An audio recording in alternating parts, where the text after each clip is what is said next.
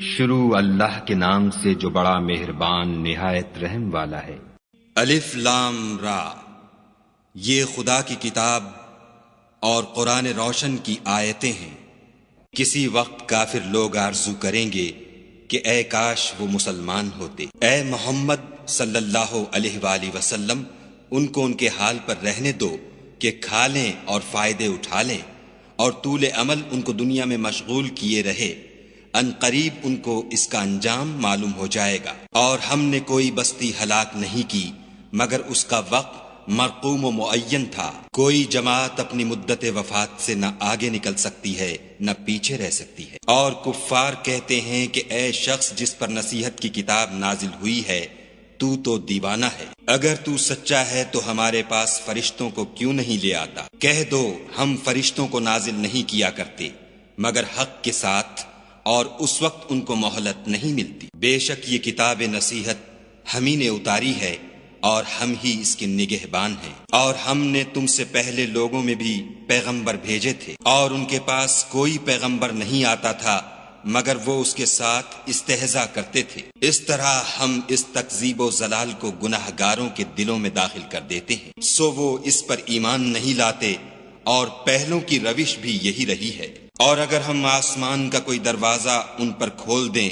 اور وہ اس میں چڑھنے بھی لگیں تو بھی یہی کہیں گے کہ ہماری آنکھیں مخمور ہو گئی ہیں، بلکہ ہم پر جادو کر دیا گیا ہے۔ اور ہم ہی نے آسمان میں برج بنائے اور دیکھنے والوں کے لیے اس کو سجا دیا، اور ہر شیطان راندہ درگاہ سے اسے محفوظ کر دیا۔ ہاں اگر کوئی چوری سے سننا چاہے تو چمکتا ہوا انگارہ اس کے پیچھے لپکتا ہے۔ اور زمین کو بھی ہم ہی نے پھیلایا اور اس پر پہاڑ بنا کر رکھ دیے، اور اس میں ہر ایک سنجیدہ چیز اگائی۔ اور ہم ہی نے تمہارے لیے اور ان لوگوں کے لیے جن کو تم روزی نہیں دیتے اس میں معاش کے سامان پیدا کیے۔ اور ہمارے ہاں ہر چیز کے خزانے ہیں، اور ہم ان کو بمقدار مناسب اتارتے رہتے ہیں۔ اور ہم ہی ہوائیں چلاتے ہیں جو بادلوں کے پانی سے بھری ہوئی ہوتی ہیں، اور ہم ہی آسمان سے مے برساتے ہیں، اور ہم ہی تم کو اس کا پانی پلاتے ہیں، اور تم تو اس کا خزانہ نہیں رکھتے۔ اور ہم ہی حیات بخشتے اور ہم ہی موت دیتے ہیں، اور ہم ہی سب کے وارث مالک ہیں۔ اور جو لوگ تم میں پہلے گزر چکے ہیں ہم کو معلوم ہیں، اور جو پیچھے آنے والے ہیں وہ بھی ہم کو معلوم ہیں۔ اور تمہارا پروردگار قیامت کے دن ان سب کو جمع کرے گا، وہ بڑا دانا اور خبردار ہے۔ اور ہم نے انسان کو کھن کھناتے سڑے ہوئے گارے سے پیدا کیا ہے، اور جنوں کو اس سے بھی پہلے بے دھوئیں کی آگ سے پیدا کیا تھا۔ اور جب تمہارے پروردگار نے فرشتوں سے فرمایا کہ میں کھن کھناتے سڑے ہوئے گارے سے ایک بشر بنانے والا ہوں، جب اس کو صورت انسانیہ میں درست کر لوں اور اس میں اپنی بے بہا چیز یعنی روح پھونک دوں تو اس کے آگے سجدے میں گر پڑنا، تو فرشتے تو سب کے سب سجدے میں گر پڑے مگر شیطان کہ اس نے سجدہ کرنے والوں کے ساتھ ہونے سے انکار کیا۔ خدا نے فرمایا کہ ابلیس تجھے کیا ہوا ہے کہ تو سجدہ کرنے والوں میں شامل نہ ہوا؟ اس نے کہا میں ایسا نہیں ہوں کہ انسان کو جس کو تو نے کھن کھناتے سڑے ہوئے گارے سے بنایا ہے سجدہ کروں۔ خدا نے فرمایا یہاں سے نکل جا، تو مردود ہے، اور تجھ پر قیامت کے دن تک لعنت برسے گی۔ اس نے کہا کہ پروردگار مجھے اس دن تک مہلت دے جب لوگ مرنے کے بعد زندہ کیے جائیں گے۔ فرمایا کہ تجھے مہلت دی جاتی ہے وقت مقرر یعنی قیامت کے دن تک۔ اس نے کہا کہ پروردگار جیسا تو نے مجھے رستے سے الگ کیا ہے میں بھی زمین میں لوگوں کے لیے گناہوں کو آراستہ کر دکھاؤں گا اور سب کو بہکاؤں گا۔ ہاں ان میں جو تیرے مخلص بندے ہیں ان پر قابو چلنا مشکل ہے۔ خدا نے فرمایا کہ مجھ تک پہنچنے کا یہی سیدھا رستہ ہے۔ جو میرے مخلص بندے ہیں ان پر تجھے کچھ قدرت نہیں کہ ان کو گناہ میں ڈال سکے، ہاں بدراہوں میں سے جو تیرے پیچھے چل پڑے۔ اور ان سب کے وعدے کی جگہ جہنم ہے، اس کے 7 دروازے ہیں، ہر ایک دروازے کے لیے ان میں سے جماعتیں تقسیم کر دی گئی ہیں۔ جو متقی ہیں وہ باغوں اور چشموں میں ہوں گے، ان سے کہا جائے گا کہ ان میں سلامتی اور خاطر جمع سے داخل ہو جاؤ، اور ان کے دلوں میں جو کدورت ہوگی ان کو ہم نکال کر صاف کر دیں گے، گویا بھائی بھائی تختوں پر ایک دوسرے کے سامنے بیٹھے ہوئے ہیں، نہ ان کو وہاں کوئی تکلیف پہنچے گی اور نہ وہ وہاں سے نکالے جائیں گے۔ اے پیغمبر صلی اللہ علیہ وآلہ وسلم، میرے بندوں کو بتا دو کہ میں بڑا بخشنے والا اور مہربان ہوں، اور یہ کہ میرا عذاب بھی درد دینے والا عذاب ہے۔ اور ان کو ابراہیم کے مہمانوں کا احوال سنا دو۔ جب وہ ابراہیم کے پاس آئے تو سلام کہا۔ انہوں نے کہا کہ ہمیں تو تم سے ڈر لگتا ہے۔ انہوں نے کہا کہ ڈریے نہیں، ہم آپ کو ایک دانش مند لڑکے کی خوشخبری دیتے ہیں۔ وہ بولے کہ جب مجھے بڑھاپے نے آ پکڑا تو تم خوشخبری دینے لگے، اب کاہے کی خوشخبری دیتے ہو؟ انہوں نے کہا کہ ہم آپ کو سچی خوشخبری دیتے ہیں، آپ مایوس نہ ہوجیے۔ ابراہیم نے کہا کہ خدا کی رحمت سے میں مایوس کیوں ہونے لگا؟ اس سے مایوس ہونا گمراہوں کا کام ہے۔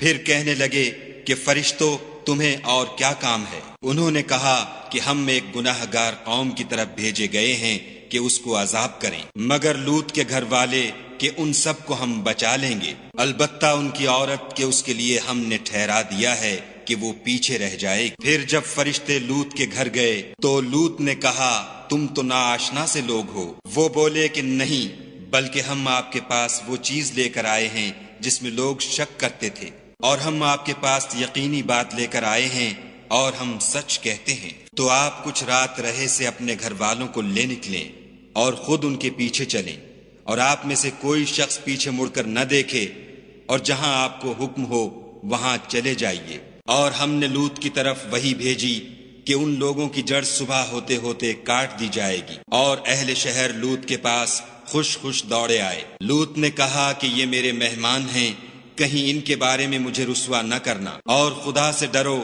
اور میری بے آبروئی نہ کیجو۔ وہ بولے کیا ہم نے تم کو سارے جہان کی حمایت و طرفداری سے منع نہیں کیا؟ انہوں نے کہا کہ اگر تمہیں کرنا ہی ہے تو یہ میری قوم کی لڑکیاں ہیں، ان سے شادی کر لو۔ اے محمد صلی اللہ علیہ وآلہ وسلم، تمہاری جان کی قسم وہ اپنی مستی میں مدہوش ہو رہے تھے، سو ان کو سورج نکلتے نکلتے چنگھاڑ نے آ پکڑا، اور ہم نے اس شہر کو الٹ کر نیچے اوپر کر دیا اور ان پر کھنگر کی پتھریاں برسائیں۔ بے شک اس قصے میں اہل فراست کے لیے نشانی ہے، اور وہ شہر اب تک سیدھے رستے پر موجود ہے۔ بے شک اس میں ایمان لانے والوں کے لیے نشانی ہے، اور بن کے رہنے والے یعنی قوم شعیب کے لوگ بھی گناہ گار تھے، تو ہم نے ان سے بھی بدلہ لیا، اور یہ دونوں شہر کھلے رستے پر موجود ہیں۔ اور وادی ہجر کے رہنے والوں نے بھی پیغمبروں کی تکذیب کی، ہم نے ان کو اپنی نشانیاں دیں اور وہ ان سے منہ پھیرتے رہے، اور وہ پہاڑوں کو تراش تراش کر گھر بناتے تھے